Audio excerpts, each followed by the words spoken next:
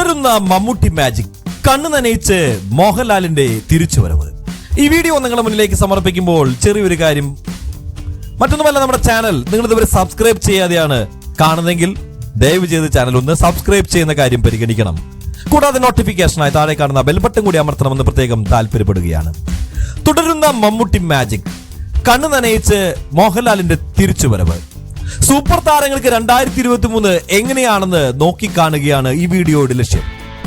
ഒരു year round up എന്ന് വേണമെങ്കിൽ കരുതാം. മലയാളം സൂപ്പർ സ്റ്റാർസ് 2023 എങ്ങനെയായിരുന്നു അവരുടെ സിനിമകളുമായി നമ്മുടെ മുന്നിലെത്തിയത് എന്ന് നമുക്കൊന്ന് നോക്കാം. ഇത് അയാളുടെ കാലമല്ലേ എന്ന് മലയാളികൾ ആവർത്തിക്കുകയാണ്. 72 വയസ്സ് കഴിഞ്ഞിട്ടും സിനിമയോടുള്ള അടങ്ങാത്ത അഭിനിവേശം മമ്മൂട്ടിക്ക് കൈമോശം വന്നിട്ടില്ല എന്ന് വീണ്ടും നമ്മളെ തെളിയിച്ചുകൊണ്ടിരിക്കുകയാണ് ആ നടൻ.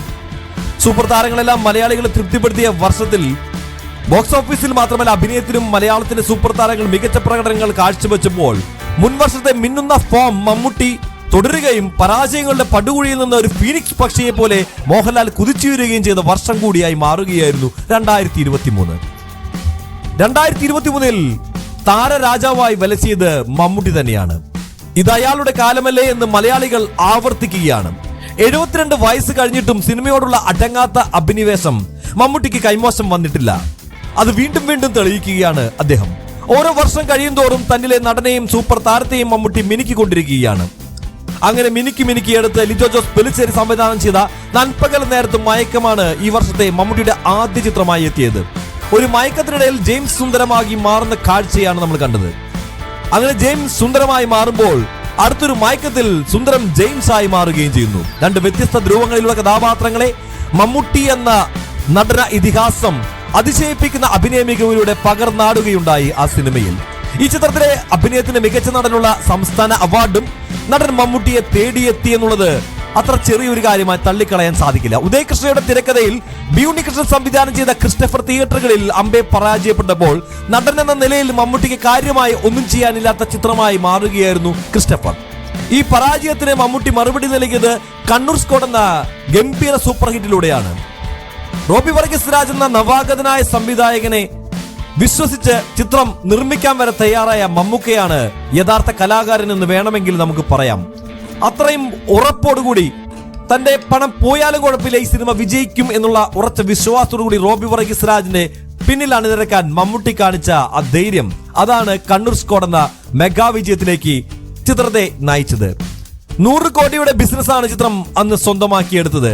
ASI ജോർജ് മാർട്ടിൻ എന്ന കഥാപാത്രത്തിലൂടെ മമ്മൂട്ടിയിലെ താരവും അഭിനേതാവും ഒരേപോലെ തന്നെ മലയാളികളെ ഒരിക്കൽ കൂടി ഞെട്ടിച്ചു. ജിയോ ബേബി സംവിധാനം ചെയ്ത കാതൽ ദിക്കോർ 2023 ഏറ്റവും ചർച്ച ചെയ്യപ്പെട്ട മമ്മൂട്ടി ചിത്രമാണ്.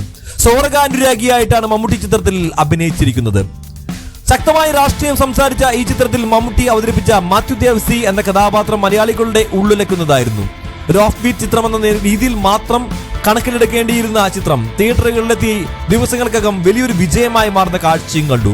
ബോക്സ് ഓഫീസിൽ വിജയം നേടിക്കൊണ്ട് 40 ദിവസങ്ങൾ പിന്നിട്ടിരിക്കുകയാണ് ഇപ്പോൾ കാതൽ ദിക്കോർ എന്ന ചിത്രം. ഒപ്പം തന്നെ വിവാദങ്ങളും ചിത്രം ക്ഷണിച്ചു വരുത്തിക്കൊണ്ടിരിക്കുകയാണ്.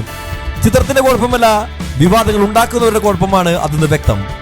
മോഹൻലാൽ എങ്ങനെയാണ് 2023 തന്റെ തിരിച്ചുവരവ് ആഘോഷിച്ചതെന്ന് നമുക്ക് നോക്കിക്കാണാം. 2022 അവസാനം മോൺസ്റ്ററിലൂടെ പരാജിതനായ മോഹൻലാൽ എന്ന ലാലേട്ടൻ 2023 തുടങ്ങിയത് മറ്റൊരു പരാജയ ചിത്രമായ എലോണിലൂടെയായിരുന്നു എന്നുള്ളത് വലിയ വിഷമമാണ് ആരാധകർക്ക് ഉണ്ടാക്കിയത്. ഷാജി കൈലാസ് സംവിധാനം ചെയ്ത എലോൺ തിയേറ്ററുകളിൽ വൻ പരാജയമായി മാറി. മാത്രമല്ല മോഹൻലാലിന്റെ അഭിനയവും വലിയ രീതിയിൽ തന്നെ അന്ന് വിമർശിക്കപ്പെട്ടു. കാമ്പുള്ള ഒരു കഥാപാത്രം മോഹൻലാലിൽ നിന്ന് ലഭിച്ചിട്ട് ഏറെ നാളുകളായി എന്ന് എല്ലാവരും അടക്കം പറയാൻ തുടങ്ങി. അടക്കം പറഞ്ഞവർ പരസ്യമായി അത് വിളിച്ചു പറഞ്ഞു തുടങ്ങി. ലാലേട്ടന്റെ ആരാധകർ പോലും അദ്ദേഹത്തെ കൈവിട്ടോ എന്ന് തോന്നുന്ന ഘട്ടത്തിലാണ് ഫീനിക്സ് പക്ഷിയെ പോലെ ലാലേട്ടൻ തന്റെ ആരാധകരെ മാത്രമല്ല മലയാള സിനിമ പ്രേമികളെ വരെ നിരാശയുടെ പടുകുഴിയിൽ നിന്ന് ഫീനിക്സ് പക്ഷിയെ പോലെ മുന്നോട്ട് കുതിച്ച് പ്രോത്സാഹിപ്പിക്കുന്ന കാഴ്ച നമ്മൾ കാണുന്നത്. പക്ഷേ ഇത് മോഹൻലാലാണ് തിരിച്ചു വരിക തന്നെ ചെയ്യുമെന്ന് അദ്ദേഹം പലപ്പോഴും തെളിയിച്ചിട്ടുള്ളതാണ്. അത് എതിരാളികൾക്ക് പോലും ഉറപ്പുള്ള കാര്യമാണ്. ജിത്തു ജോസഫ് ചിത്രം നേരിലൂടെയാണ് മലയാളികൾ ഒന്നടങ്കം കാത്തിരുന്ന ഗംഭീര തിരിച്ചുവരവ് സംഭവിച്ചത്. അഡ്വക്കേറ്റ് വിജയ് മോഹൻ എന്ന കഥാപാത്രമായി മോഹൻലാൽ മികച്ച പ്രകടനം തന്നെ കാഴ്ചവെച്ചു. സിനിമയിൽ ഒരിടത്തും താരപരിവേഷം അദ്ദേഹത്തിന് വീർപ്പുമുട്ടാൻ അനുവദിക്കാതെ ലാലിനെ അഴിഞ്ഞാടം വിട്ടിരിക്കുകയായിരുന്നു സംവിധായകൻ കൂടിയ ജിത്തു ജോസഫ്. അഡ്വക്കേറ്റ് വിജയ് മോഹൻ എന്ന കഥാപാത്രത്തെ മികച്ചതാക്കാൻ മോഹൻലാലിന് സാധിച്ചു. വളരെ ലാളിത്യത്തോടുകൂടി വളരെ തോറ്റുപോകുന്നവന്റെ നിസ്സഹായതയും നേര് കണ്ടെത്തുന്നതിന് വേണ്ടിയുള്ള ഉത്സാഹവും ലാലേട്ടൻ അവതരിപ്പിച്ച കഥാപാത്രത്തിൽ ഭദ്രമായിരുന്നു. അത് ലാലേട്ടന്റെ മികവ് തന്നെയാണ്. മികച്ച കഥാപാത്രങ്ങൾ ലഭിച്ചാൽ അഭിനയം കൊണ്ട് ഞെട്ടിക്കാനുള്ള കഴിവൊന്നും തനിക്കിപ്പോഴും നഷ്ടപ്പെട്ടിട്ടില്ലെന്ന് അഡ്വക്കേറ്റ് വിജയ മോഹനിലൂടെ ലാലേട്ടൻ മലയാളികളോട് വിളിച്ചു പറയുകയാണ്. രജനികാന്ത് ചിത്രം സൂപ്പർ സ്റ്റാർ ചിത്രമായിട്ടുകൂടി അതിഥി വേഷത്തിലെത്തി ആരാധകരെ ആവേശത്തിലാഴ്ത്താനും അദ്ദേഹത്തിന് സാധിച്ചു. ജയിലറിലെ ആ ഗംഭീര ഇൻട്രോ വലിയ രീതിയിൽ തന്നെ ആളുകൾ ഏറ്റെടുക്കുന്ന കാഴ്ചയും നമ്മൾ കണ്ടു. സുരേഷ് ഗോപിയുടേതായി ഈ വർഷം പുറത്തിറങ്ങിയത് അരുൺ വർമ്മ സംവിധാനം ചെയ്ത ഗരുഡൻ എന്ന ചിത്രം മാത്രമാണ്. മിഥുൻ മാനുവൽ തോമസിന്റെ തിരക്കഥയിൽ ചിത്രം തിയേറ്ററുകളിൽ വൻ ബോക്സ് ഓഫീസ് വിജയം നേടുവാൻ സാധിക്കാതെ മികച്ചൊരു വിജയത്തിൽ ഒതുങ്ങുന്ന കാഴ്ചയും കണ്ടു. ഹരീഷ് മാധവ് IPS എന്ന പോലീസ് വേഷത്തിൽ സുരേഷ് ഗോപി മികച്ച അഭിനയം പുറത്തെടുത്തു എങ്കിലും ആദ്യ ദിനം മുതൽ മികച്ച അഭിപ്രായങ്ങൾ ലഭിച്ച ചിത്രത്തിന് 50 കോടി ക്ലബിൽ പോലും കയറാൻ സാധിക്കാതെ വന്നത് തിരിച്ചടിയായി മാറുകയായിരുന്നു. സമീപകാലത്ത് സുരേഷ് ഗോപി ഒട്ടേറെ രാഷ്ട്രീയ വിവാദങ്ങളിൽ അകപ്പെട്ടിരുന്നു. ഇതെല്ലാം താരത്തിന്റെ സിനിമാ കരിയറിലും പ്രതികൂലമായി ബാധിച്ചു എന്ന് വേണം കരുതാൻ. അല്ലായിരുന്നെങ്കിൽ ഗരുഡൻ പോലെയുള്ള ഒരു സസ്പെൻസ് ത്രില്ലർ സിനിമ 50 കോടി ക്ലബിൽ ഉറപ്പായും കയറേണ്ടതായിരുന്നു. ഏതായാലും ജയറാമിന്റെ നോക്കി കാണുമ്പോൾ ജയറാം എന്ന താരത്തിനെ സംബന്ധിച്ചിടത്തോളം 2023 അദ്ദേഹത്തിന് മികച്ച ചിത്രങ്ങൾ ലഭ്യമായിട്ടുണ്ടെങ്കിലും ജയറാമിൻ്റെതായി ഒരു മലയാള സിനിമ പോലും ഈ വർഷം എത്തിയിട്ടില്ല എന്നുള്ളതാണ് വാസ്തവം. കഴിഞ്ഞ ഏതാനും വർഷങ്ങളായി തുടർ പരാജയങ്ങൾ നേരിട്ടുകൊണ്ടിരിക്കുന്ന ജയറാം ബോക്സ് ഓഫീസിൽ ആരുമല്ലാതായി പോകുന്ന കാഴ്ച കൂടി നമ്മൾ കഴിഞ്ഞ നാളുകളിൽ കണ്ടതാണ്. ഇക്കാരണത്താൽ മലയാളത്തിൽ നിന്ന് ഒരു ഇടവേള എടുത്തിരിക്കുകയായിരുന്നു താരം.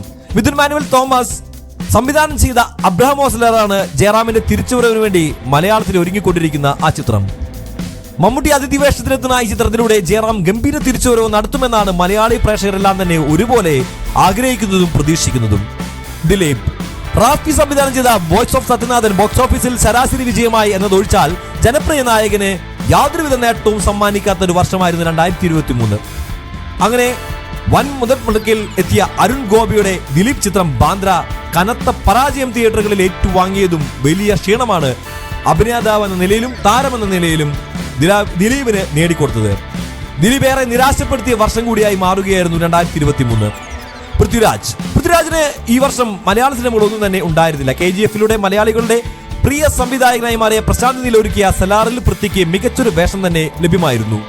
ഹിന്ദി, തെലുങ്ക്, തമിഴ്, മലയാളം, കന്നഡ ഭാഷകളിൽ ചിത്രം റിലീസ് ചെയ്യപ്പെട്ടു. പ്രഭാസ് പ്രധാന കഥാപാത്രത്തെ അവതരിപ്പിച്ച ചിത്രത്തിൽ പൃഥ്വിരാജിന്റെ മാസ് രംഗങ്ങൾക്കും കയ്യടി ഏറെ നേടിയെടുക്കാൻ സാധിച്ചു. മലയാളത്തിന് പുറത്തുനിന്ന് ആരാധകരെ നേടാൻ പൃഥ്വിരാജിന് സലാറിലൂടെ സാധിച്ചുകൊണ്ടിരിക്കുകയാണ്. ചിത്രം 3 ദിനങ്ങൾ കൊണ്ട് ഓൾ വേൾഡ് ലെവലിൽ 300 കോടിക്ക് മുകളിൽ കളക്ഷൻ നേടിയെടുത്തു എന്നുള്ളത് ഞെട്ടിക്കുന്നൊരു വാർത്തയാണ്. സമ്മിശ്ര പ്രതികരണങ്ങൾ ഉണ്ടായിട്ട് പോലും ചിത്രത്തിന് ആ നേട്ടത്തെ ഒരിക്കലും ബാധിച്ചില്ല എന്ന് വേണമെങ്കിൽ കരുതാം. Dulquer Salman pan Indian super താരം എന്ന നിലയിൽ ദുൽഖർ കൂടുതൽ ശ്രദ്ധിക്കപ്പെടുന്നുണ്ടെങ്കിലും 2023 മലയാളത്തിൽ കാര്യമായൊന്നും അദ്ദേഹത്തിന് ചെയ്യാൻ സാധിച്ചിട്ടില്ല എന്നുള്ളതാണ് വാസ്തവം. ഏറെ പ്രതീക്ഷകളോടെ എത്തിയ കിങ് ഓഫ് കൊത്ത തിയേറ്ററുകളിൽ അമ്പയെ പരാജയപ്പെടുന്ന കാഴ്ചയും കണ്ടു. ജോഷിയുടെ മകൻ അഭിലാഷ് ജോഷി സംവിധാനം ചെയ്ത കൊത്ത ഒരു ഗാങ്സ്റ്റർ മൂവിയായിരുന്നു. എന്നാൽ കെട്ടുറപ്പില്ലാത്ത തിരക്കഥയും മോശം സംവിധാനവും ആ ചിത്രത്തിന് ഗംഭീര തിരിച്ചടിയാണ് നൽകിയത്. ചിത്രത്തിലെ ദുൽഖറിന്റെ കഥാപാത്രം ഏറെ പരിഹാസചരങ്ങൾ ഏറ്റുവാങ്ങേണ്ടിയും വന്നു. ഒരു ട്രോൾ മെറ്റീരിയൽ എന്ന നിലയിൽ അദ്ദേഹത്തിന്റെ അവതരിപ്പിക്കുമ്പോൾ ഏറെ വേദന തോന്നുന്നുണ്ട്. മികച്ചൊരു യുവ നടൻ കൂടിയായിട്ടും അദ്ദേഹത്തിന് മലയാളത്തിൽ നല്ല സ്വീകാര്യത ലഭ്യമാകാത്തത് എന്തെന്ന് പലരും ചോദിക്കുകയായിരുന്നു.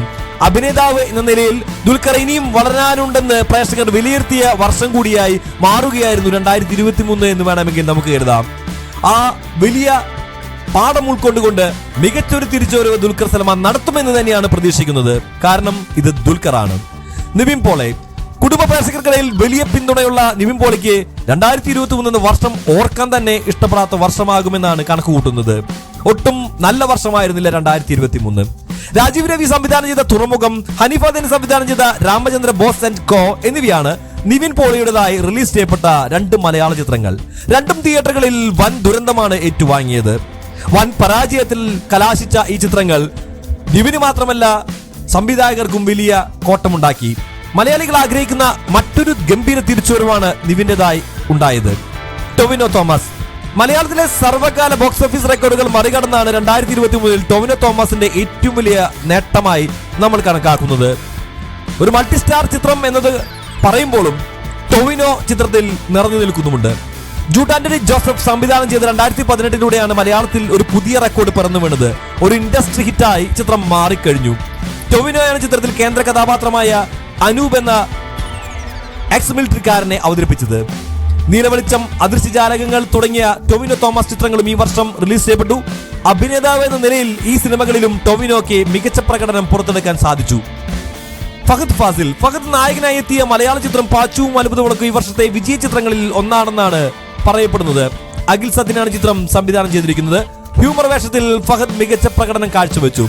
ധൂമം, മാമന്നൻ എന്നീ ചിത്രങ്ങളും ഫഹദിന്റെതായി പുറത്തു വരികയും ചെയ്തു. മാമന്നനിൽ അദ്ദേഹത്തിന്റെ നെഗറ്റീവ് കഥാപാത്രം തമിഴ്നാട്ടിൽ മാത്രമല്ല മറ്റ് ഭാഷകളിലും ഏറെ ശ്രദ്ധിക്കപ്പെട്ടു എന്നാണ് പറയപ്പെടുന്നത്. മലയാളത്തിൽ പിന്നീട് മറ്റൊരു ചിത്രങ്ങളൊന്നും തന്നെ അദ്ദേഹത്തിൻ്റെതായി വന്നില്ല. ധൂമമാകട്ടെ ഗംഭീര പരാജയമാണ് ഏറ്റുവാങ്ങേണ്ടി വന്നത്.